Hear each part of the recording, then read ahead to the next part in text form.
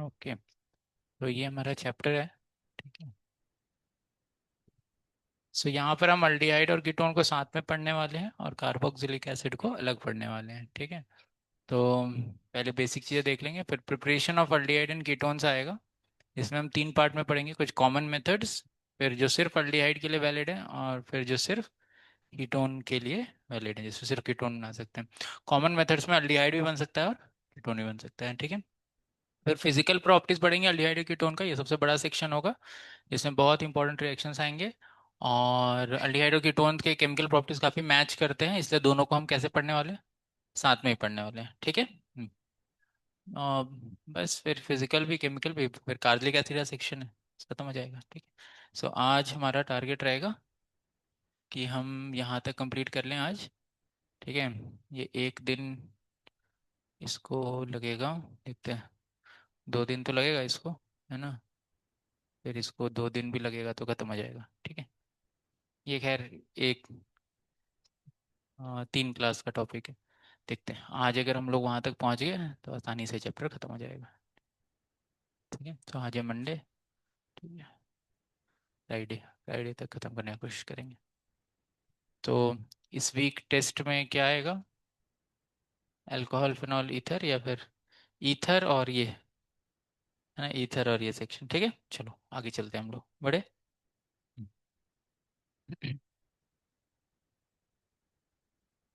सो आज हमें प्रिपरेशन वाला पार्ट कंप्लीट कर लेना है। सो आप लोग सबके पास एनसीईआरटी है ना, सब लोग एनसीईआरटी निकाल के रखना। पैरेलली अंडरलाइन करते जाना क्या आपको लिखना है, क्योंकि सब चीज़ नहीं लिख सकते, बहुत टाइम लगेगा फिर।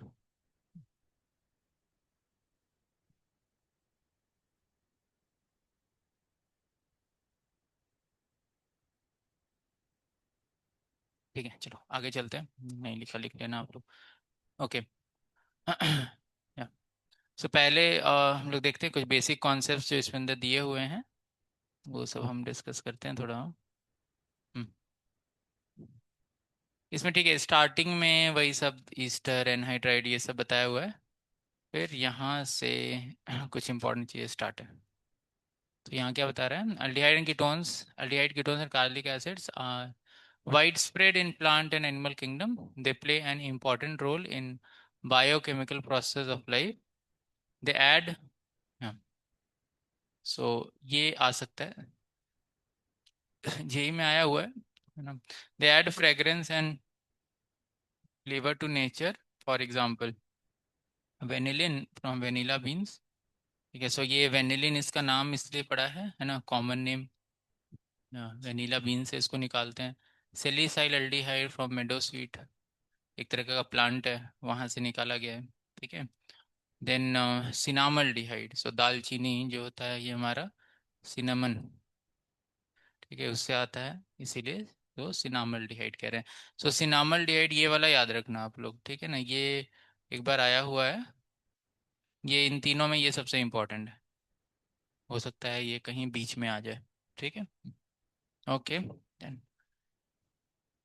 फिर बोल रहे हैं they are used in many food products and pharmaceuticals to add flavours. Some of these families are manufactured for use as solvent, जैसे एसीटोन, है ना। सो एसीटोन नील पॉलिश रिमूवर जो होता है वो कौन होता है, एसीटोन होता है। ठीक है।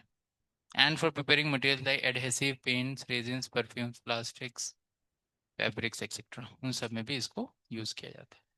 डन। तो अभी इसमें हमें क्या क्या याद रखना है, एक तो वो याद रखना वेनिलिन का स्ट्रक्चर, सिनामल्डिहाइड इसका स्ट्रक्चर, हाँ से पूछेगा वेनिलिन में कौन कौन से फंक्शनल ग्रुप है, ऐसे अरे पूछेगा, समझ गए, है ना। ऐसे नीट में आने के चांसेस कम है, क्योंकि नीट में थोड़े से क्वेश्चन होते हैं, है ना, जेई में बहुत सारे पेपर बनते हैं, इसलिए उन लोगों को ये सभी देने पड़ते, तभी ज़्यादा क्वेश्चन बनेंगे। Okay, next, nomenclature and structure of कार्बोनल। So common name देख लेते हैं, यहाँ पर क्या लिख रहा है, common name, aldehyde and ketones are often called by their common names instead of IUPAC. The common names of most aldehydes are derived from common names of corresponding carboxylic acids. तो हम लोग क्या करेंगे, थोड़ा कार्बोक्सिलिक एसिड के section में जाएंगे और उसका भी सेक्शन पढ़ लेंगे, वो जो जो कॉमन नेम और ये सब दिया हुआ है ना, और फिर वापस जाएंगे। वहाँ पे। तो ये सेक्शन भी आप साथ में ही लिख सकते हो, नहीं तो जो कार्बोनिक एसिड आएगा उसके पहले लिख सकते हो। यहाँ पे जाना है। यहाँ क्या बता रहा है कार्बोनिक एसिड के सेक्शन में? Carbon compounds containing a carboxyl group, carboxyl functional group are called carboxylic acids. The carboxyl group consists of a carbonyl group attached with a hydroxyl group. ठीक है, hence its name कार्बोक्सिल। ठीक है, याद रखना इसको। और क्या कहते हैं? कार्बोक्सिल। कार्बोलिक एसिड्स में भी एलिफेटिक और aromatic depending on the group. alkyl or aryl is attached to the carboxylic carbon. Large number of carboxylic acids are found in nature. Some higher members of aliphatic carboxylic acids are known as fatty acids. So ये याद रख सकते हो आप। C12 से C18 ये सब fats में आता है। ग्लिसरॉल के ईस्टर्स होते हैं ये, है ना। ग्लिसरॉल का फॉर्मूला क्या है? इस तरीके से, ठीक है। सो अगर इसके साथ हम ईस्टर बनाएंगे तो ईस्टर कैसे बनेगा? अल्कोहल और कार्बोनिक एसिड से बनता है ना। सो हमारा C डबल बॉन्ड O, और यहाँ पे लॉन्ग चेन है, समझ गए। फिर ऐसे ही यहाँ पर भी O लॉन्ग चेन है, तो ये क्या बन जाएगा? ये फैट का फॉर्मूला होता है। इसका फॉर्मूला होता है फैट्स का, फैट्स एंड ऑयल। ठीक है, जब इसको हाइड्रोलिसिस करते हैं तो कार्बोनिक एसिड और ग्लिसरॉल मिलता है, तो ये कह रहा है are known as fatty acids. So ये बड़े बड़े चेन होते हैं कार्बोनिक एसिड के ईस्टर फॉर्म में। ठीक है, तो 12 से 18 कार्बन वाले, कोई 12, 13, 14, है ना, इस तरीके के। इसलिए इनको हम फैटी एसिड्स कहते हैं, क्योंकि ये कार्बोनिक एसिड्स फैट्स में मिलते हैं, ये फैट्स, है ना। Occur in natural fats as esters of glycerol. ठीक है, so this you can remember. Carbonic acids ये आएगा हमारे, इसमें आएगा test of fats and oils. हम लोग है ना ऑर्गेनिक केमिस्ट्री में जब पढ़ेंगे लास्ट में, टेस्ट अलग अलग टेस्ट पढ़ेंगे। तो carbonic acid serve as starting material for several other important organic compound such as anhydrides, ester, है ना, एंड अमाइड्स। ओके डन, आगे चलते हैं। हम्म अब यहाँ पे नॉमेनक्लेचर आ रहा है, तो यहाँ पर जो नाम यूज किए गए उसी हिसाब से फिर अल्डिहाइड्स के भी नाम वहाँ पे दिए गए हैं, है ना। सो इसीलिए हम ये सेक्शन पहले पढ़ रहे हैं। क्या कह रहा है? Since carbonic acids are amongst the earliest organic compounds to be isolated from nature, a large number of them are known by their common names. The common names end with suffix ic acid and have been derived from Latin or Greek names of their natural sources, जहाँ से वो लोग मिले हैं। ठीक, for example formic acid was first obtain from red ants। तो ये JEE में आया था, उसमें क्वेश्चन पीवाईक्यू करोगे तो मिलेगा आपको कि इसमें एक प्रोडक्ट बनता है, अल्किन में ही था क्वेश्चन, कि इसमें जो एक प्रोडक्ट बनता है वो रेड आंट्स में मिलता है, रेड आंट से क्रिएट करते हैं, ठीक है ना, उस तरीके से। सो लैटिन में उसको फॉर्मिका कहते हैं, इसीलिए उसका मीनिंग जो एंट होता है ना। तो फॉर्मिका इससे फॉर्मिक एसिड आया। तो ऐसे ही फॉर्मिक एसिड है यहाँ पर, तो कॉमन नेम अल्डिहाइड बना देंगे इसका, तो क्या हो जाएगा? फॉर्मल्डिहाइड हो जाएगा। सो इसी से वो नाम आया हुआ है ना, वही उसने ऊपर लिखा था। फिर क्या लिखता है? Acetic acid from vinegar, एसिटम, butyric acid, rancid butter, है ना, जो बटर खराब हो गया है उससे हमारा ये मिलेगा। ठीक है, इज दिस क्लियर? तो कौन कौन से वर्ड सीखे आपने? एक फॉर्मिक सीखा, फिर एसिटिक, और एक ब्यूटायरिक। ठीक है, 5 रहेगा तो वेलेरिक कहेंगे, क्या कहेंगे? सो एक कार्बन है तो फॉर्मिक आ रहा है, 2 कार्बन है तो एसिटिक, 3 कार्बन है तो नहीं, 4 कार्बन है तो ब्यूटायरिक। 3 वाला नहीं है ना इसमें। ठीक है, ब्यूटायरिक, और 5 रहेगा तो वेलेरिक। 3 रहेगा तो प्रोपायोनिक, अभी नीचे आएगा, प्रोपायोनिक कहेंगे उसको। ठीक है, कॉमन नेमिंग में अभी आएगा, नीचे आएगा। ठीक है, 5 के लिए वेलेरिक, 3 के लिए प्रोपायोनिक, प्रोपेनोइक नहीं, क्या? प्रोपायोनिक, प्रोपेनोइक आईयूपीएसी हो जाएगा, समझ गए? ठीक है, इसके बाद तो आईयूपीएसी नेम का डिस्कशन है, हम लोग अब टेबल में चलेंगे। ठीक है, सो ये अंडरलाइन कर लिया होगा आपने। अब देखो यहाँ पे नाम देखना क्या लिखा हुआ है। फॉर्मिक एसिड, फिर एसिटिक एसिड, प्रोपायोनिक एसिड, है ना, प्रोपायोनिक 3 है तो क्या लिखा है? प्रोपायोनिक, है ना। प्रोपायोनिक एसिड, ठीक है। फिर 4 है तो ब्यूटाइरिक।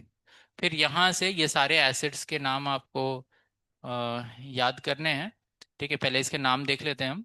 आइसोब्यूटाइरिक, तो आइसोब्यूटाइरिक तो आप समझ जाओगे। आइसो है ना, आइसो एक कार्बन नीचे हो जाएगा, है ना। Iso butyric, correct, CH3। और सेकेंड कार्बन पर ही एक CH3 नीचे, तो आइसो ब्यूटाइरिक हो जाएगा। अब ये बड़े इंपॉर्टेंट एसिड है, इन सबके आपको नाम याद करके रखने हैं, कॉमन नेम याद करके रखना है। एक बार नाम पहले देख लेते हैं, और नाम क्या आते हैं। जैसे यहाँ पर ये पैटर्न क्या बनाया है, ऑक्जेलिक एसिड तो सबको पता ही है ना, 2 COH। फिर एक एक CH2 क्या होता जा रहा है, बढ़ता जा रहा है ना, बीच में चेन में बढ़ते जाना है, ठीक है। तो बस आप ये सीक्वेंस याद कर लोगे तो आपको याद हो जाएगा, ठीक है। तो लास्ट में मैंने ऐसे याद रखा हुआ है, ओ माई, है ना, OM हो गया ना, सुप्रीम, सुप्रीम गॉड, आई हमारे घर पे, ठीक है। सो O is for oxalic, M is for malonic. अब क्या होता है मेलोनिक, और एक और होता है मेलिक एसिड, तो उसमें आप भूल सकते हो। तो उसके लिए मैंने क्या किया, जैसे यहाँ पर O है ना, O, तो उससे मेलोनिक हो जाएगा, है ना, मेलोनिक। ओ यहाँ याद रखना, मेलिक में ई है और मेलोनिक में क्या है, ओ है। सो रिमेंबर कि ओ से ही नीचे ओ आ रहा है, समझ गए। सो मेलोनिक हो जाएगा, करेक्ट। सो ऑक्जेलिक हो गया, malonic. S is for succinic acid, succinic कहाँ आया था, एन ब्रोमो सुसीना अमाइड, है ना, हम लोगों ने सुसीना अमाइड बनाया था, तो सुसिनिक एसिड से ही अपन ने डिस्कस किया सुसीना अमाइड, या NBS। सुसिनिक एसिड हो गया। Then we have glutaric acid, G for, है ना, और A is for adipic acid, clear. हाँ।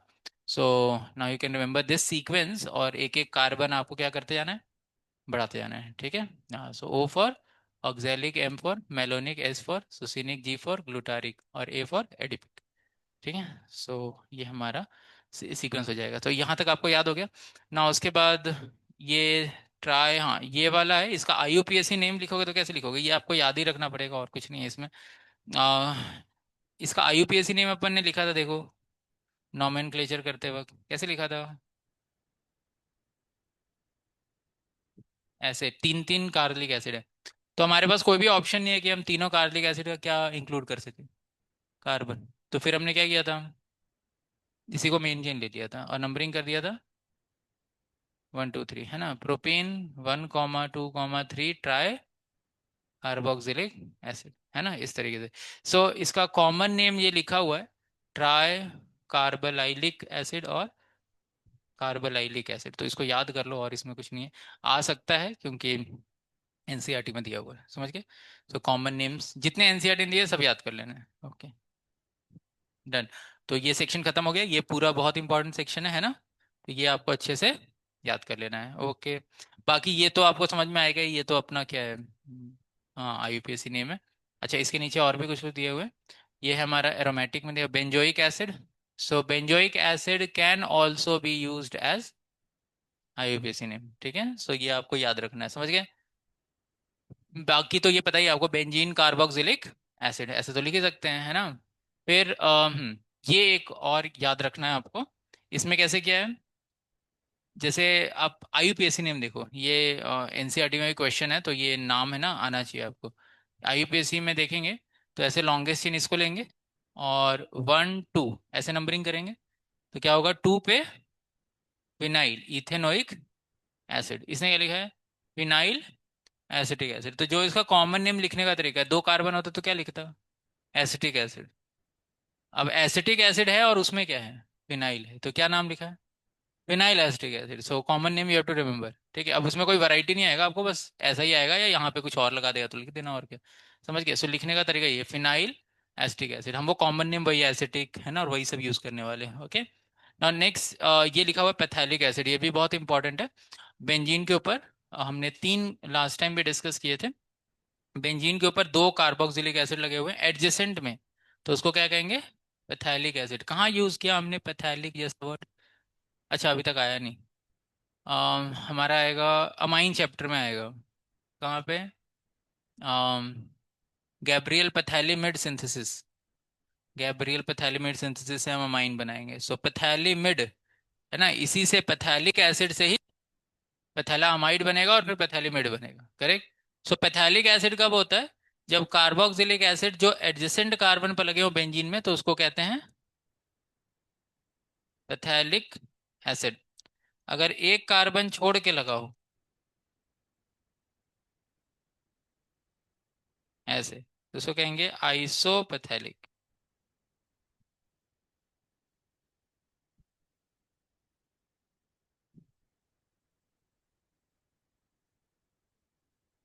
और अपोजिट में लगा हो तो कहेंगे टेरेपैथेलिक। समझ गए? तीन, पैथेलिक, आइसोपैथेलिक और टेरेपैथेलिक, है ना? ये तीनों आपको याद रखने हैं। इसके अलावा ऐसे तो एनसीईआरटी में और नहीं है, इसके अलावा दो चार एसिड और मैंने लास्ट ईयर भी लिखवाए थे, कहीं कहीं क्वेश्चन में हो सकता है आ जाए। हाँ। एक और आप लोग लिख लो, ये लैक्टिक एसिड CH3CHOH, ये मिल्क में होता है, लैक्टिक एसिड। ठीक है। इसके बाद मैलेइक और fumaric. C double bond C है, H है, H है। यहाँ पे कार्बोक्सिलिक एसिड है, इसको पढ़ते हैं मैलेइक एसिड। और इसी का जो ट्रांस फॉर्म होता है उसको fumaric acid.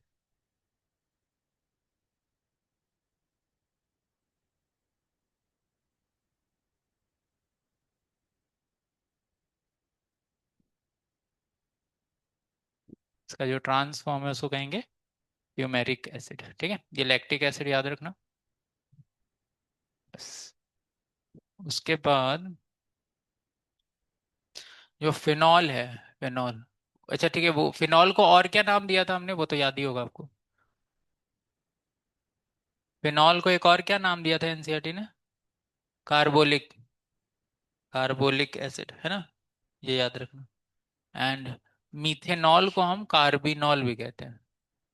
This is carbinol. ठीक है, मीथेनॉल, ये अल्कोहल में, है ना? तो ये सारे लिख लेना बस, ऐसे एनसीईआरटी वाला ही आएगा ना। और कुछ कुछ आने के चांसेस है, ये जेई में आया हुआ है लैक्टिक एसिड, इसलिए लिखा दिया मैंने। ये पहले भी आया हुआ है, बहुत पहले भी आया हुआ है जेई में ही। बाकी ये कार्बोलिक एसिड पूछा जाता है, ये तो याद ही रखना, ये पैथेलिक वाला काफी आता रहता था, इसलिए इसको याद रखना।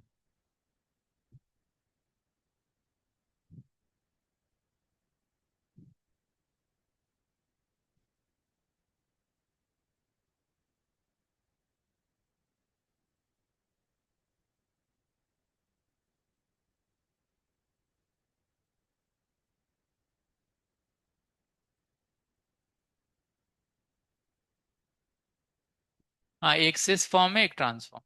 ट्रांस वाला फ्यूमेरिक और सिस वाला मेलिक। डबल बॉन्ड है कार्बन कार्बन के बीच में।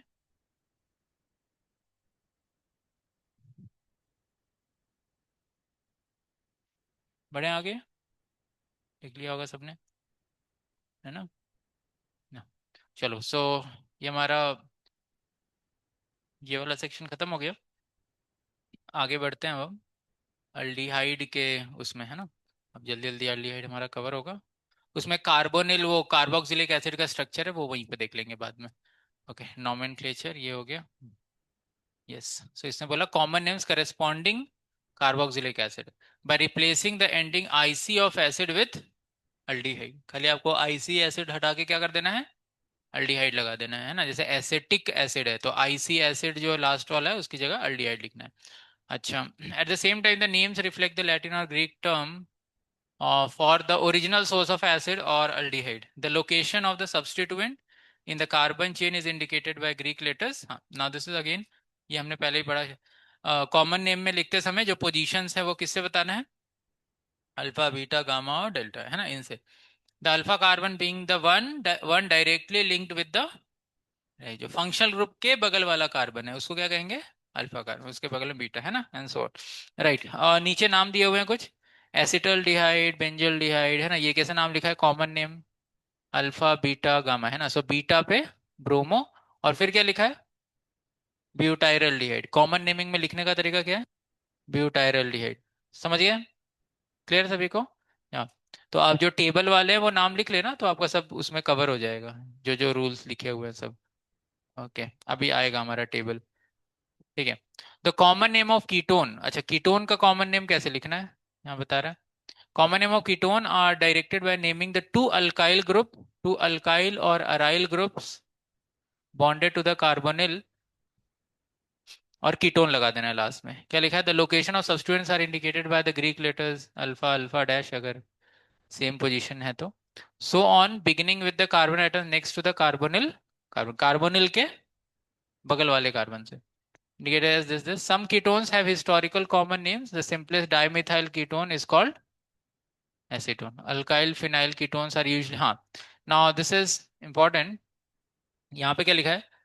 अल्काइल फिनाइल, एक साइड अल्काइल हो और दूसरे साइड फिनाइल हो, तो alkyl phenyl ketones are usually named by adding the name of acyl group as prefix to the word phenone, है ना। सो यहाँ पे क्या लिखा है?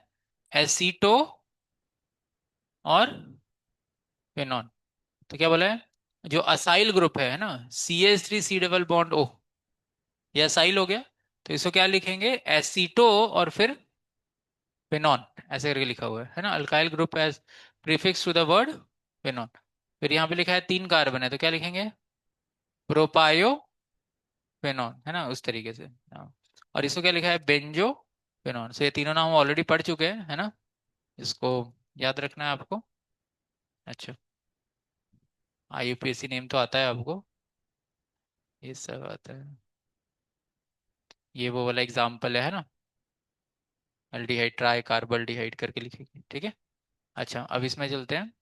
यस। तो इसका नाम क्या हो जाएगा? Common name formaldehyde, IUPAC name methane, acetaldehyde ethanol, है ना, आइसोब्यूटायरल्डिहाइड, ठीक है, ये परफेक्ट। अच्छा, इसका नाम लिखा हुआ है अल्फा बीटा गामा, गामा पे मिथाइल साइक्लोहेक्सेन कार्बन, बाकी सेम ही लिखा है। अल्फा मिथॉक्सी प्रोपायोनल डिहाइड, 3 कार्बन के लिए क्या लिखते हैं? प्रोपायोनल, कॉमन में, है ना। और IUPAC में क्या लिखते हैं? प्रोपेनल करके लिखे, है ना। प्रोपायोनल डिहाइड है वो, और ये क्या है? प्रोपेनल, है ना, प्रॉपर जो लिखते हैं अपन। ओके। फिर हम देखा था 5 कार्बन के लिए क्या यूज करते हैं कॉमन नेमिंग में? वेलेरल। तो यहाँ क्या लिखा है? 5 कार्बन तो क्या लिखा है? वेलेरल डिहाइड, है ना। ये एक्रोलिन का फॉर्मूला आप लोग रट लो, ठीक है। Vinyl acrolein is, remember, vinyl plus CHO, vinyl group लगा करके CHO ऐड कर देना है, दैट इज एक्रोलिन। ये जेई में आया हुआ है एक्रोलिन का फॉर्मूला, ठीक है। ऐसा पूछा था एक्रोलिन, एक्रोलिन बनेगा एक जगह जब हम लोग फैट्स एंड ऑयल्स को टेस्ट करते हैं, तो वहाँ एक्रोलिन का फॉर्मेशन होता है, it has a characteristic smell, उससे पता लगता है। तो एक्रोलिन का फॉर्मूला याद रखना। पैथैल्डिहाइड, जैसे पैथैलिक एसिड था वैसे ही आ रहा है, पैथैल्डिहाइड, है ना। मेटा ब्रोमो बेंजल्डिहाइड, क्लियर है, डन। अब देखते हैं कीटोन्स। कीटोन का नाम कैसे लिखा है? एक साइड क्या है? मिथाइल, और इधर क्या है? प्रोपाइल। तो मिथाइल एंड प्रोपाइल और कीटोन। सो ये लिखने का तरीका है ना, दोनों साइड लिख के और फिर कीटोन लगा देना लास्ट में। Di isopropyl ketone, alpha methyl cyclohexane, cyclic होगा तो नॉर्मल लिख देना, है ना। हाँ, ये मेसिटाइल ऑक्साइड याद कर लो, मेसिटाइल ऑक्साइड भी जेई में आया हुआ है, इसका स्ट्रक्चर याद कर लेना, mesityl oxide. Actually mesityl oxide याद रखने का तरीका क्या है कि एसीटोन लो, एसीटोन लो और अल्डोल कंडेंसेशन करा दो, ये हम आगे कराएंगे। अल्डोल कंडेंसेशन कराओगे तो मेसिटाइल ऑक्साइड बनता है। किसके अल्डोल कंडेंसेशन से? एसीटोन के। अल्डोल कंडेंसेशन दोनों कराना है, अल्डोल रिएक्शन भी कराना है और कंडेंसेशन भी कराना है। तो जब हम कराएंगे तो हमें मेसिटाइल ऑक्साइड बनता है हमारा, तो याद हो जाएगा अपने को ऑटोमेटिकली, ठीक है। उसमें क्या होता है कि एक एसीटोन, ये एसीटोन है, वो हम आगे पढ़ेंगे शॉर्टकट किस तरीके से याद रखना है। यहाँ पर 2 H हैं दूसरे वाले के, CH3, और यहाँ पे H2O निकाल दो, तो H2O निकाल करके जोड़ दो, वो बन जाएगा। तो this how we can remember mesityl oxide. ठीक है, सो मेसिटाइल ऑक्साइड को याद रखने का तरीका है एसीटोन का अल्डोल कंडेंसेशन। ठीक है।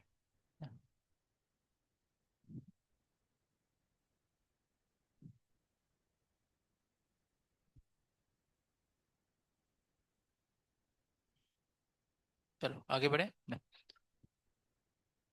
ठीक है, सो सारी बेसिक चीजें खत्म हो गई। अब इसमें चलते हैं हम स्ट्रक्चर में। सो अल्डिहाइड और कीटोन का स्ट्रक्चर देखेंगे, structure of the carbonyl group. ठीक है। The carbonyl carbon atom is sp2 hybridise and forms 3 sigma, ये सब पता ही है आपको।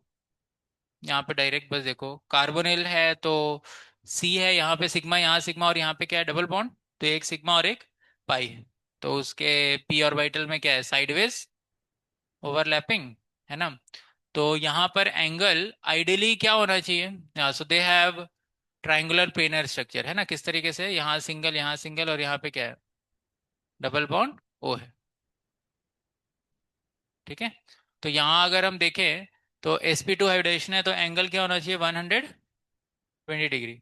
लेकिन ये और ये एंगल थोड़ा सा बड़ा होना चाहिए, क्यों, क्योंकि यहाँ पे कितने बॉन्ड हैं, दो बॉन्ड है, तो यहाँ इलेक्ट्रॉन डेंसिटी ज्यादा है, तो ये क्या करेगा, इधर रिपल्शन थोड़ा ज्यादा करेगा एज कम्पेयर टू यहाँ।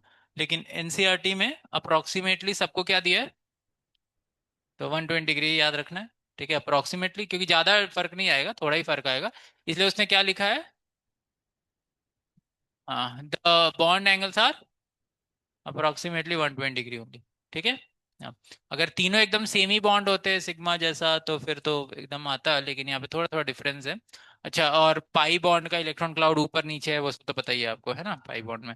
अच्छा ठीक है, यहाँ पर ये वाला सेक्शन बड़ा इंपॉर्टेंट है, ये कार्बोनिल का, इससे क्वेश्चन आ सकता है आपको असर्शन रीजन में। अब देखो, यहाँ पे कार्बोनिल ग्रुप है, सी डबल बॉन्ड ओ, और यहाँ पे दो बॉन्ड है। तो अब यहाँ पे क्या होता है कि कार्बोनिल में ये जो पाई होता है, ये बार बार यहाँ पे शिफ्टिंग करता रहता है, तो जब शिफ्टिंग करेगा तो ओ पे क्या आएगा, माइनस, और सी पे क्या आएगा, plus. So they have got polarity, समझे ना। यहाँ शिफ्ट होगा फिर वापस आएगा, तो इस तरीके से अपने ही ये शिफ्टिंग चलता रहता है, रेजोनेंस चलता रहता है, इसकी वजह से इनके ऊपर क्या है, नेट डाइपोल है, क्या है, नेट डाइपोल, तो नेट डाइपोल है, तो इसीलिए इनके पास डाइपोल डाइपोल क्या आएगा, इंटरेक्शंस आएंगे, अच्छा डाइपोल बन जाता है। ऐसे तो वैसे भी ये कार्बन ऑक्सीजन ऑक्सीजन का इलेक्ट्रोनेगेटिविटी ज्यादा है, तो ओ पे क्या है, पार्शियल नेगेटिव, और सी पे क्या, पार्शियल पॉजिटिव। लेकिन ये पाई बार बार शिफ्ट भी हो रहा है, जिसके कारण ओ के ऊपर का नेगेटिव कंपैरेटिवली बढ़ जा रहा है और सी पे थोड़ा कम हो जा रहा है, समझे ना।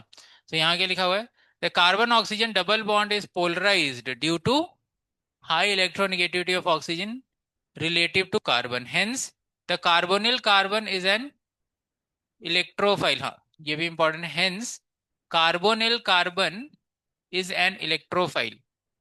जो कार्बन है वो किसके जैसा बिहेव कर रहा है, इलेक्ट्रोफाइल की तरह, समझ गए, और ओ किसकी तरह बिहेव करेगा, and carbonyl oxygen as nucleophile. ठीक है, so this is important, so this acts as nucleophile. आप एनसीईआरटी में अंडरलाइन करो, अपने नोट्स बना लेना, आप उससे समझ गए, सब लिखा ही हुआ है already. Carbonyl compounds have substantial dipole moment, बहुत अच्छा डाइपोल मोमेंट होता है, क्यों, बता रहा है, and are polar than ether, ether से तो ज्यादा ही पोलर होंगे। The high polarity of carbonyl group is explained on the basis of resonance involving a neutral A and a dipolar B structure as shown, इस तरीके से। ठीक है, सबको समझ में आया ये, गुड।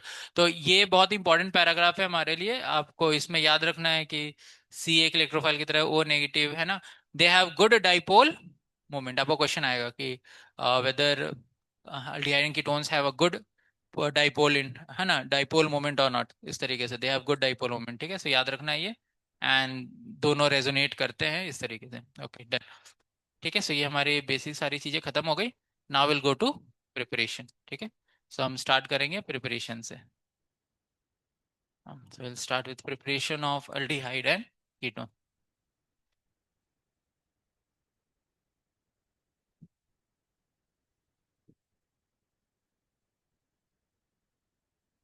चलो, तो आप इतना स्पेस छोड़ना है ना, फर्स्ट टॉपिक डाल के आप छोड़ देना लिखने के लिए अपने हिसाब से। सेकेंड टॉपिक,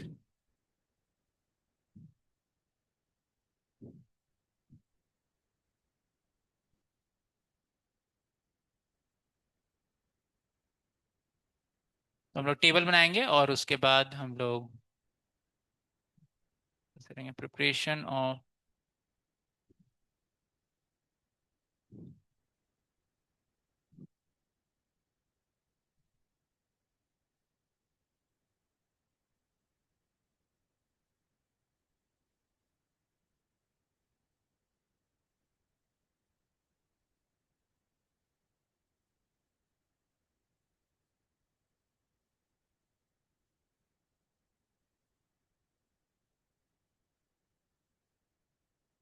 हाँ, for both aldehydes and ketones. ठीक है, सो पहला हम लोग देख रहे हैं दोनों का प्रिपरेशन हो, अल्डिहाइड और कीटोन दोनों बने for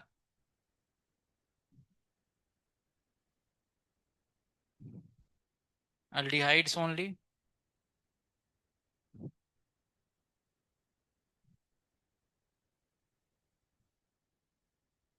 for ketones only.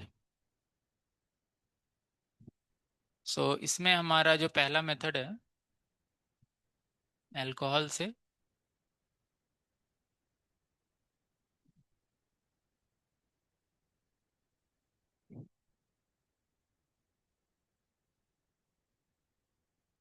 Bye oxidation, second from hydrocarbons,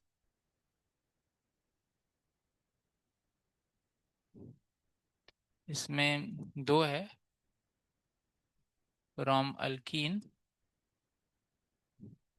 alkyne का क्या करेंगे हम, ozonolysis. And B is from alkyne, ये सब हमने पढ़ रखा है, from alkyne by hydration, hydration of alkyne. ठीक है, हाइड्रेशन करेंगे। सेकेंड अल्डिहाइड, सिर्फ अल्डिहाइड बनाने के तरीके। अच्छा, by oxidation and dehydrogenation, alcohol से दो तरीके से बना सकते हैं, बाय ऑक्सीडेशन और डीहाइड्रोजनेशन। डीहाइड्रोजनेशन करने के लिए कौन सा रिएजेंट था, कॉपर और एजी एट 573 केल्विन, करेक्ट। फिर हम देखेंगे अल्डिहाइड्स बनाने के लिए, पहला है फ्रॉम असाइल क्लोराइड और acid chloride,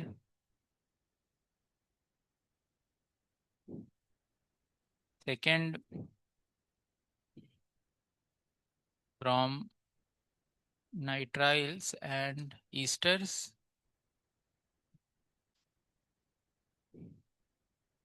third is from hydrocarbon, NCERT के हिसाब से लिखते हैं, फ्रॉम हाइड्रोकार्बन्स। और हाइड्रोकार्बन्स में एनसीईआरटी ने पहला दिया है ऑक्सीडेशन ऑफ टॉलिन, है ना, ऑक्सीडेशन ऑफ टॉलिन। और उसमें हमारे पास दो मेथड्स हैं। इसमें क्या नंबरिंग दें हम, 1 1 2 दे देते हैं। सो पहला Etard reaction and second is reaction with acetic, हाँ, CrO3 इन एसिटिक एनहाइड्राइड,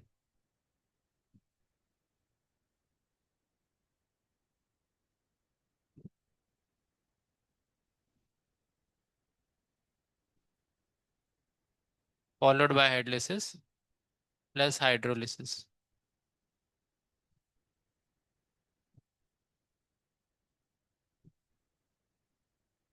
फिर इसी में हमारा एक और है बी पार्ट, हाँ हाँ आ जाओ, side chain chlorination, side chain chlorination of toluene, side chain chlorination of toluene followed by hydrolysis.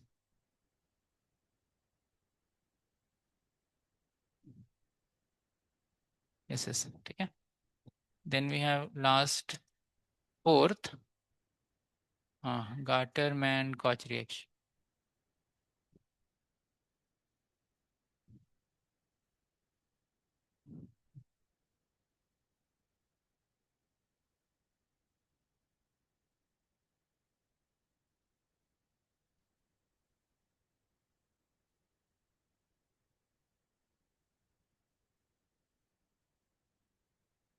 और कीटोन्स ओनली, कीटोन बनाएंगे। पहला फ्रॉम एसिड क्लोराइड, दूसरा बनाएंगे from nitriles,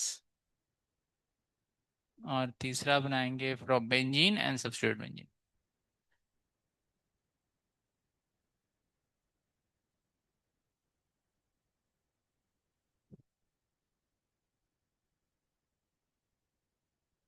Friedel craft acylation, लू फ्रीडल क्राफ्ट असाइलेशन, ठीक है। सो ये हमारे सारे मेथड्स हैं। तो जल्दी से, हमारा पहला मेथड हमें ऑलरेडी आता है, खाली सेकेंड वाले में अपने को पूरा एफर्ट लगने वाला है, और थर्ड वाला सिंपल है, ठीक है। Ketones, for ketones only, that is very simple. तो मेरे सारा जो एफर्ट लगाना है अल्डिहाइड सोल्यूम लगाना है, वो तो आपको पहले से ही आता है सारा रिएक्शन, ठीक है।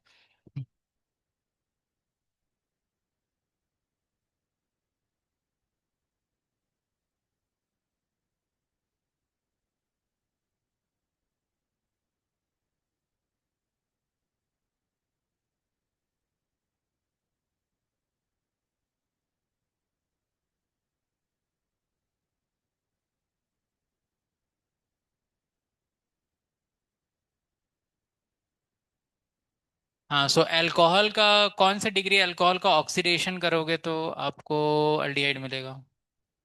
1 डिग्री। क्या रिएजेंट डालोगे? यस,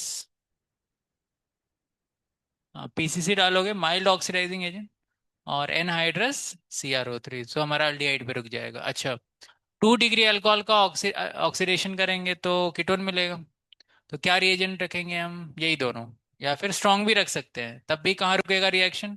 कीटोन पे ही रुक जाएगा, ठीक है। सो वो पहला मेथड खत्म हो गया। Dehydrogenation, 1 degree and 2 degree, copper at 573 kelvin, है ना, so will get aldehyde and ketone. Second, from hydrocarbon, तो अल्कीन का जब हम ओजोनोलिसिस करते हैं, क्या होता है? डबल बॉन्ड तोड़ करके ओ लगा देते हैं। तो ओजोनोलिसिस में क्या रिएजेंट यूज करते हैं? पहले ओजोन यूज करते हैं, है ना, ओजोनाइड बनता है, and then ZnH2, correct, combination से तोड़ देते हैं, है ना। तो उससे अपना अल्डिहाइड बनेगा या कीटोन बनेगा, या दोनों बन सकते हैं? दोनों बन सकते हैं, डिपेंडिंग अपॉन, हाँ, कि डबल बॉन्ड का अटैचमेंट कैसा है। करेक्ट, जैसे CH2 डबल बॉन्ड CH, अभी यहाँ पे CH3 है डबल बॉन्ड, ऐसे CH3, ठीक है। तो यहाँ पे ओजोनोलिसिस करेंगे तो क्या होगा? डबल बॉन्ड तोड़ करके ओ जोड़ेंगे, तो इससे लेफ्ट वाले से क्या बनेगा? अल्डिहाइड बन जाएगा। इधर से भी क्या बनेगा? अल्डिहाइड। इधर क्या बनेगा? कीटोन, क्योंकि CH3 लगा हुआ है, समझ गए। और इधर से क्या बनेगा फिर? अल्डी, है ना। समझ में आ गया सभी को? Yes, okay. सो इसका मतलब अल्कीन से भी हमें क्या मिल सकता है? अल्डिहाइड और कीटोन बाय ओजोनोलिसिस। अच्छा, अल्काइन का हाइड्रेशन कैसे करते हैं? कौन सा रिएक्शन है? HgSO4 plus H2SO4। तो अगर इथाइन गैस लेंगे, क्या लेंगे? इथाइन, तो इथाइन से क्या मिलेगा? हाँ, अल्डिहाइड मिलेगा। इथाइन से आपको याद होगा, ऐसे हमने किया था, तो एक जगह OH और एक जगह H, ऐसे करके जोड़ेंगे। फिर क्या होगा दोनों के बीच में? टॉटोमेरिज्म होगा, तो विल गेट अल्डिहाइड। अच्छा, इथाइन के अलावा अगर कोई अल्काइन लिया जाएगा तो हमेशा कीटोन मिलेगा। इसमें क्या मिलेगा? कीटोन, बीच में OH, है ना, और टॉटोमेराइजेशन होगा, करेक्ट। हाँ, सो विल गेट कीटोन, करेक्ट, ठीक है, परफेक्ट। तो ये हमारा खत्म हो गया, है ना, यही NCERT में दिया हुआ है, वो आप रीड कर सकते हो। अच्छा, और कुछ दिया है क्या? नहीं ना। By oxidation of alcohol, by dehydration of alcohol, यहाँ पे AG दिया है ना NCERT ने, इज ऑफ इंडस्ट्रियल एप्लीकेशन से। फिर क्या दिया थर्ड? बाय हाइड्रोकार्बन्स, ओजोनोलिसिस, या bye hydration of alkyne, all other alkynes give ketones, ठीक है। सो हमने बहुत डिटेल में पढ़ लिया है। So now will go for preparation of aldehydes. Preparation of aldehyde पे जाएंगे। तो आपको देख लो, बस जितना NCERT ने लिखा है उतना ही लिख सकते हो, क्योंकि ऑलरेडी सब आपने लिखा हुआ है पीछे, ठीक है। So now will go to the second method.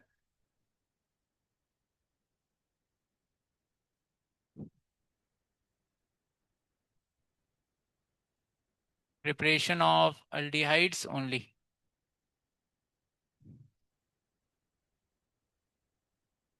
ठीक है। So first is from acid chloride, from acid chloride. ठीक है। तो आप एनसीईआरटी में देखते जाओ, उसमें कुछ है नहीं, इजी सा है, आपको पढ़ ही रखा है आपने। अगर हम लोग एसिड क्लोराइड दिया हुआ है और उसका रिडक्शन करेंगे, तो कितने लेवल पे रिडक्शन होगा एसिड क्लोराइड का? 2 level. If we have R C double bond O C L, तो फर्स्ट लेवल ऑफ रिडक्शन क्या है? यहां से बॉन्ड तोड़ करके एक एच इधर एक एच इधर, सो विल गेट अल्डिहाइड और एच सी एल ऐसे करके, है ना। Second level of reduction is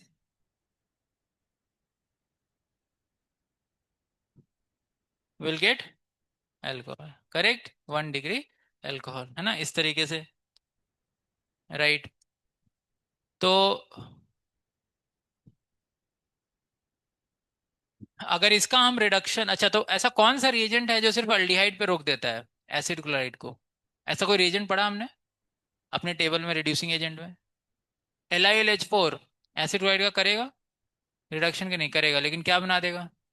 alcohol. अच्छा, NaBH4 रिडक्शन करता है? यस।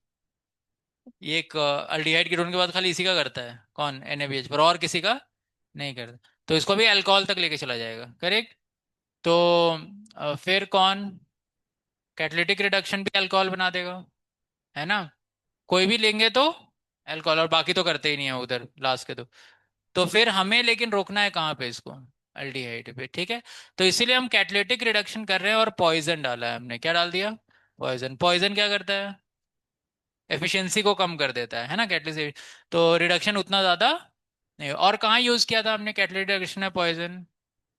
अल्काइन। अल्काइन से अल्कीन बनाने के लिए, है ना, लिंडास कैटलिस्ट का यूज किया था, इसमें सिस अल्कीन बना था, करेक्ट। यस। तो यहाँ पर भी हम वही कर रहे हैं, तो क्या लिख रहा है?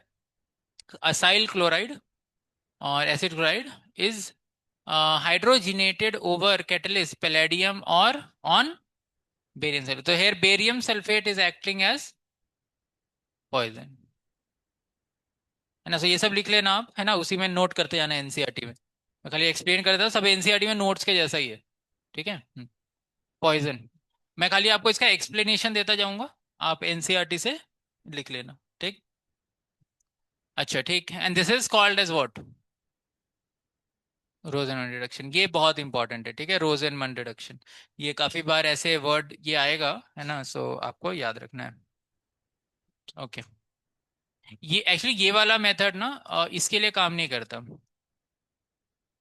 आप फॉर्माइ ये जैसे, इसका नाम क्या होगा? मीथेनॉइल क्लोराइड, क्या नाम होगा?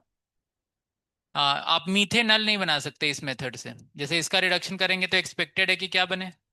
मीथेनल, ठीक है, लेकिन ये अनस्टेबल होता है, क्या होता है? अनस्टेबल। इसीलिए आप मीथेनल इस मेथड में नहीं बना सकते हो, ठीक है। सो ये मतलब एडिशनल इंफॉर्मेशन है, एनसीईआरटी में नहीं है, तो नीट में तो नहीं आएगा, जेई में भी नहीं आया है। बस मैं आपको ऐसे ही बता रहा हूँ, ठीक है, को याद रखना तो रख सकते हो, clear. Done. Okay. Next is from nitrile and esters. So ये हमारा बड़ा इंपॉर्टेंट रिएक्शन है। सो इसको हम थोड़ा डिटेल में डिस्कस करेंगे, फिर आपको एनसीईआरटी से पूरा लिखना है। सो आप ये मान के चलो कि आपको ये पूरा यहाँ से यहाँ तक इतना जगह लगेगा, एनसीईआरटी का एक एक लाइन लिखना है इस चैप्टर में, और फिर उसके बाद मैं यहाँ पर एक्सप्लेनेशन दे रहा हूँ, है ना, बोर्ड पे। तो अभी आप क्या करोगे? जो लोग पहली बार नोट्स बना रहे हैं, आप लोग ये लिख करके टॉपिक डाल करके इतना जगह छोड़ देना, ये आपको एनसीईआरटी से लिखना है, इसको लिख लेना क्या? पॉइजन। ठीक है, वो सब डिटेल्स में आप, है ना, बुक में, नोटबुक बुक में ही नोट कर लो ना। Next is from nitriles and esters. तो नाइट्राइल एंड ईस्टर से बनाने के लिए यहाँ पर एनसीईआरटी ने नाइट्राइल से यहाँ से लेके यहाँ तक जो है नाइट्राइल के लिए दिया है। तो आप मान के चलो ये आपको पूरा लिखना ही है, अभी मैं समझा रहा हूँ इसको, फिर इसका एक्सप्लेनेशन दूंगा, फिर इसके बाद ईस्टर का थोड़ा सा है वो आपको एनसीईआरटी से लिखना है, and then I will write explanation. सबको समझ में आ गया? यस। तो ये टॉपिक देके from nitriles and esters you have to write this whole part, so you leave, है ना, space accordingly, and then I will explain. तो पहले हम इसको एक्सप्लेनेशन देंगे, इतने पार्ट का, और फिर इस पार्ट का, तो इसको 2 पार्ट में हम कर रहे हैं, समझ गए? इसको 2 पार्ट में हम पढ़ने वाले हैं, नाइट्राइल्स। तो इसमें नाइट्राइल से बनाना है और किससे बनाना है? ईस्टर से। तो हम लोग क्या करेंगे, टॉपिक डालेंगे हम नाइट्राइल्स एंड ईस्टर्स, और पहले देखेंगे फ्रॉम नाइट्राइल्स और फिर देखेंगे फ्रॉम ईस्टर्स, अलग अलग कर देंगे इसको, समझ गए। और नाइट्राइल से भी कितने तरीके हैं, दो तरीके। Clear, okay. चलो तो हम लोग डिस्कस करते हैं इसको। Second is, so I'll give topic like this: from nitriles and esters। इसमें हम ए बी कर देते हैं। पहला देंगे फ्रॉम नाइट्राइल्स, ठीक है। पहला हम लिख रहे हैं नाइट्राइल से। अच्छा, अब नाइट्राइल से एल्डिहाइड कैसे बनाया जाएगा उसका लॉजिक समझना आप। R C triple bond N, ये हमारे पास नाइट्राइल है। पहले इसका लॉजिक पूरा समझ लेंगे। आपको इसका पार्शियल रिडक्शन करना होगा।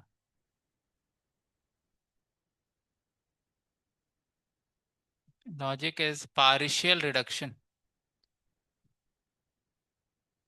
पार्शियल रिडक्शन करने के लिए हम दो रिएजेंट्स का यूज करेंगे। एक यूज करेंगे SnCl2 प्लस HCl, या फिर डाइबल H, ठीक है।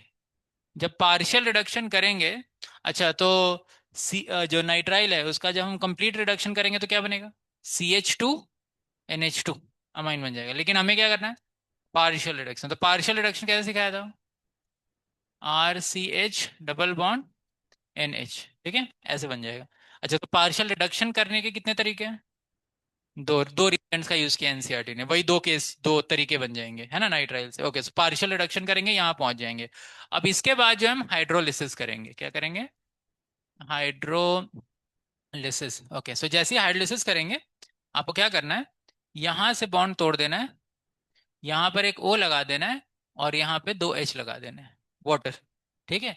तो क्या बन जाएगा ये, RC डबल बॉन्ड O और H प्लस NH3, इस तरीके से बन जाएगा, समझ गए। सो ये इसका मेन प्रिंसिपल है, ओके। अब हम ये समझेंगे कि SnCl2 में क्या खास है, वो हाइड्रोलिसिस का भी मैकेनिज्म हम डिस्कस कर लेंगे। लेकिन अभी हम ये समझते हैं कि इस SnCl2 प्लस HCl में क्या खास है। सो रिड्यूसिंग एजेंट में डाइबल एच पढ़ा हमने, यस। तो डाइबल एच कहाँ कहाँ मैंने लिखवाया था, क्या क्या करता है डाइबल एच, कहाँ कहाँ पढ़ाया था। तीन तीन यूजर्स बताया था मैंने आपको। पहला यही बताया था कि नाइट्राइल का वो पार्शियल रिडक्शन करेगा, ठीक है। दूसरा क्या बताया था, ईस्टर से अल्डिहाइड बना देगा, उसका ही पार्शियल रिडक्शन, करेक्ट। और तीसरा बताया था कार्बोक्सिलिक एसिड को अल्डिहाइड बना देगा। तीन ही यूज लिखाया था मैंने डाइबल एच के सेक्शन में, है ना, यस। तो यही दो तो यहीं आ जाएंगे, ठीक है। तीसरा कहीं एनसीईआरटी डिस्कस नहीं करती, वो कार्बोक्सिलिक एसिड से अल्डिहाइड बनाना। अच्छा, तो डाइबल एच तो हो गया। अच्छा, SnCl2 प्लस HCl, ये रिड्यूसिंग एजेंट कहीं पढ़ा अपन ने, नहीं, हमने Sn प्लस HCl पढ़ा, क्या पढ़ा, Sn plus HCl, metal plus acid में। SnCl2 प्लस HCl मैंने लिखाया था, यस, वो लिखवा दिया था मैंने। तो वो क्या था कि, हाँ, तो वो अब समझते हैं जरा। Sn प्लस HCl को समझते हैं। Sn प्लस HCl, टिन का ज्यादा स्टेबल ऑक्सीडेशन स्टेट कौन सा होता है, +4। तो वो क्या करता है, ऐसे चार हाइड्रोजन फेंकता। तो अगर इसको यूज करते, using this will convert what, RCN2RCH2NH2। तो हमारा वो पर्पज ही खत्म हो जाता। हम लोग क्या चाहिए कि वो CN में जो C और N के बीच में ना डबल बॉन्ड बना रहना चाहिए, क्या बना रहना चाहिए, उसी पे फिर तोड़ करके O आता है, और डबल बॉन्ड O लग जाता है। लॉजिक समझ में आया।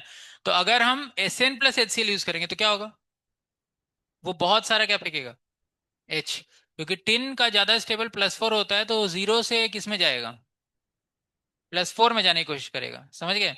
तो वो इतना सारा हाइड्रोजन फेंक देगा कि हमारा जो CN है वो पूरा रेड्यूस होकर यहाँ पहुंच जाएगा, तो फिर तो बात ही नहीं बनेगी। हमें ये डबल बॉन्ड चाहिए यहाँ पे, समझ गए, yes.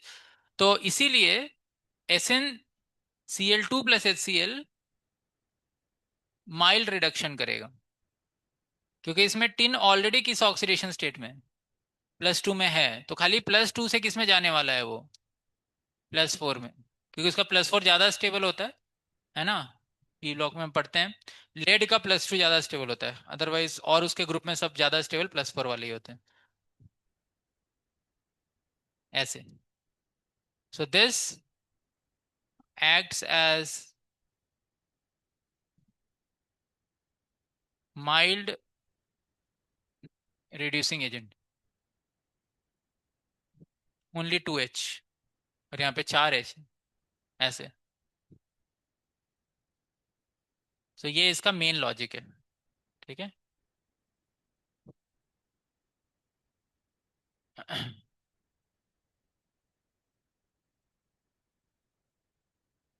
Actually both does not affect carbon carbon double bond. Actually NCERT में खाली डाइवल एच के लिए दिया हुआ है, but SnCl2 plus HCl also does not affect double bond. Metal plus acid affect नहीं करते डबल बॉन्ड को, है ना, हमने डिस्कस किया है वहां पर। तो वो भी याद रखना है आपको, वो IIT जेई में आया हुआ है, SnCl2 plus HCl, will it affect carbon carbon double bond और not. Both does not affect carbon carbon double bond, ठीक है, डन। यस, ठीक है। सो ये हमने लिख लिया है। अब हम जरा देखेंगे कि किस तरीके से रिएक्शन हो रहा है। एक रिएक्शन को लिखेंगे और फिर उसको समझ के लेंगे। सो ये इसका मेन लॉजिक है, ठीक है, बढ़िया आगे। यस, तो लॉजिक आपको समझ में आ गया है ना। नाइट्राइल से बनाना है तो सीधा पकड़ लेना है, partial reduction followed by hydrolysis, ठीक है, partial reduction followed by hydrolysis. Okay, तो यहाँ देखते हैं जरा क्या बनाया, फिर हाइड्रोलिसिस का ही मैकेनिज्म डिस्कस कर सकते हैं। यहाँ पे क्या किया है देखो, in the presence of, okay, nitriles are reduce to corresponding imine, हाँ इस ये अंडरलाइन करना, इसको क्या बोलेंगे हम, इमीन्स, ये वर्ड्स है ना इंपॉर्टेंट है, imine with stannous chloride, OUS, जब अनायन कोई हो तो लो ऑक्सीडेशन स्टेट वाले को पकड़ते हैं हम, लो ऑक्सीडेशन स्टेट। और हाई ऑक्सीडेशन स्टेट में क्या लगाते हैं, IC लगाते हैं। SN4+ है तो क्या लगाएंगे, IC इन high oxidation state, higher oxidation. जब भी कटायन का, कटायन अपने अलग अलग ऑक्सीडेशन स्टेट में हो, जैसे Fe2+ है तो क्या लगाते हैं, पेरस लगाते हैं, और Fe3+ है तो पेरिक लगाते हैं, इसलिए SN4+ is high oxidation state, ठीक है। तो इसको मैंने कैसे बताया, इसको ऐसे याद रखा हुआ है कि OUS मतलब अपने को बोलना है, अपने को हमेशा छोटा समझना है। तो छोटा कौन है, जो छोटा ऑक्सीडेशन स्टेट में होगा वो क्या होगा, OUS। जब आप छोटे रहोगे तभी तो बड़े बन सकते हो ना, पहले से ही बड़े हो तो और कितना बड़ा बनोगे, ठीक है, ऐसा। तो जब छोटे रहोगे तभी बड़ा बनोगे। तो अस है ना, सो अस इज लोअर वन और आइस इज हाइयर वन, ठीक है ना।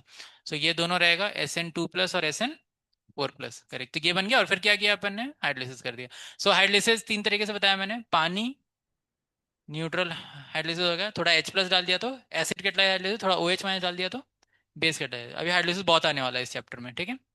तो लिख रहा है, in presence of hydrochloric acid which on hydrolysis gives corresponding aldehyde, ठीक है। या, तो इसका हाइड्रोलिसिस, इसका मैकेनिज्म भी डिस्कस कर सकते हैं, मैंने लास्ट ईयर मैकेनिज्म कराया था।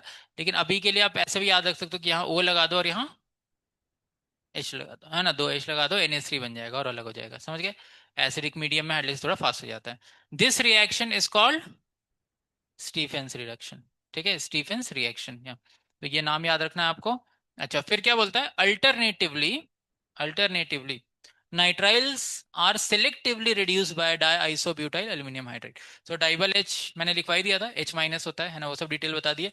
To imines followed by hydrolysis to aldehyde. यहाँ पे क्या किया, RCN से ये डाइबल H, है ना, ये लिखने का तरीका ये समझ में आ रहा है ना। आइसोब्यूटाइल है कितने, 2, तो क्या हो गया, die isobutyl aluminium hydride, H-N। सो वो यही बनाएगा, और ये बनाने के बाद ये क्या कर रहा है, H2O से हाइड्रोलिसिस हो रहा है ना। सो वही सेम थी, यहाँ एसिड कैटालाइज है या नॉर्मल हाइड्रोलिसिस किया है, ठीक है, कोई प्रॉब्लम नहीं, वो इतना कोई डिटेल नहीं पूछेगा आपसे। वो पानी में डाल दोगे तो हो जाएगा, बस एसिड डालने से थोड़ा फास्ट हो जाता है, समझ गए। हाइड्रोलिसिस हो गया, क्या मिल गया, अल्डिहाइड मिल गया। क्लियर है सभी को, या। So now we have prepared ठीक है, हाइड्रोलिसिस का मैकेनिज्म अभी करने की कोई जरूरत नहीं है, कोई नहीं पूछता है, ठीक है, बस वो वैसे याद रखो। ठीक है, डन। ओ, एसिड डाला लेकिन पानी होना चाहिए उसमें। हाँ, ठीक है, हाँ। एसिड मेन नहीं है, मेन कौन है? पानी। Hydrolysis is for water. ठीक है, डन। अच्छा चलो, तो आप लोग जरा इसका प्रोडक्ट बनाओ। CN।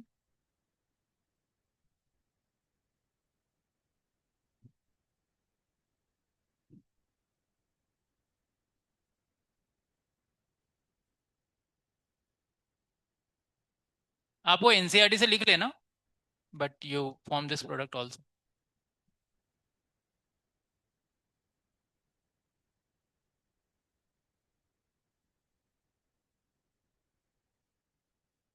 अच्छा, इस रिएक्शन का नाम भी लिखना है आपको।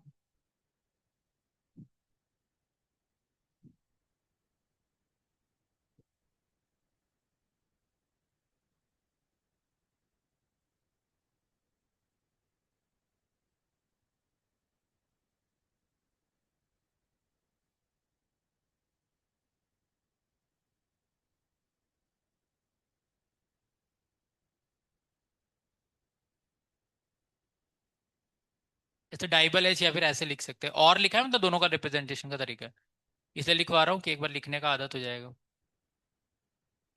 चलो, जल्दी से लिख के जरा प्रोडक्ट बनाओ।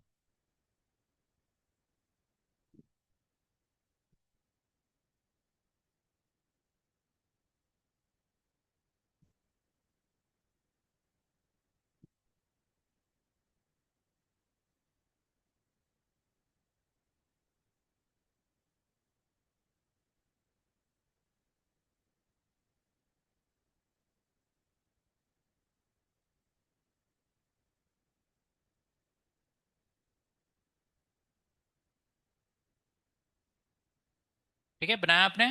सो दिस इज पार्शियल रिडक्शन। तो आप समझ गए भाई, ऐसे बनाना है, CH डबल बॉन्ड NH बनाना है, और फिर क्या कर देना है। हाँ, सो वो बाय प्रोडक्ट कोई नहीं पूछने वाला आपसे, just form this.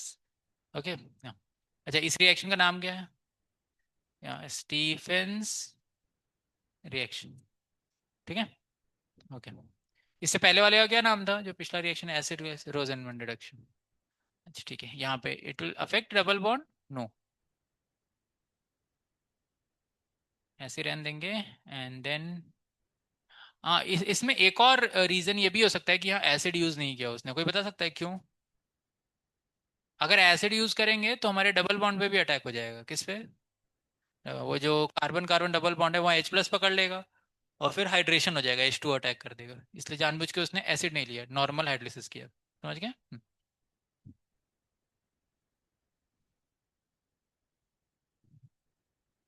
Alkyne reacts with water in presence of acid. Acid catalyse hydration है ना। Yeah. तो अगर हम यहाँ पे एसिड ले लेंगे तो उधर भी रिएक्शन करना पड़ेगा। ठीक है, डन। सो ये हमारा खत्म हो गया नाइट्राइल से, and next is from esters. तो आपको नोट्स कैसे बनाने हैं? आपको ये पार्ट लिख लेना है NCERT से, समझ गए, लिख लेना, ऐसे हमने रिएक्शन लिख लिए हैं। नेक्स्ट इज फ्रॉम ईस्टर्स, तो हम लोग आई थिंक ए दिया है ना, second is from B, from esters.